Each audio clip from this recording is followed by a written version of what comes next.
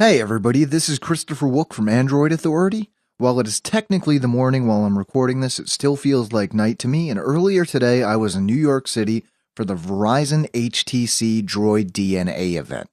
If you've been following us for a while, you've probably heard a thing or two about this phone before, even if you didn't know it. See, before it was known as the Droid DNA in the US, this phone was known as the HTC J Butterfly in Japan.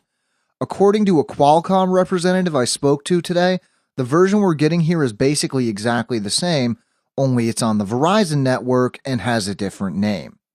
To take a quick look at the specs, the HTC Droid DNA has a 5-inch IPS LCD display with 1080p resolution and a pixel density of 440 pixels per inch.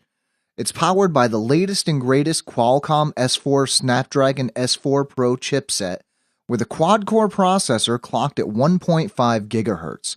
The Droid DNA features 2 gigs of RAM, 16 gigs of internal storage, and one thing that has quite a few people worried, a 2020 mAh battery. With all those pixels to power, we're curious to see what the battery life on this will be like during real-world use. Name another feature you'd like to see, and chances are pretty good that the Droid DNA has it. NFC, 4G LTE, wireless charging, Beats Audio, Gorilla Glass 2, Jelly Bean. There's an awful lot packed into this little guy. Now I'll be honest, before I saw the HTC Droid DNA's 1080p display with my very own eyes, I really doubted that I'd even be able to see the difference between 720p and 1080p on such a small screen, and a lot of the times this can be true with the HTC Droid DNA. With certain sources, however, the screen is incredibly crisp and detailed, and just like that, I've really become a 1080p believer, especially moving into the future when we start to see more true 1080p sources become available. The HTC Droid DNA will be released on November 21st for $199.99 with a 2-year contract from Verizon.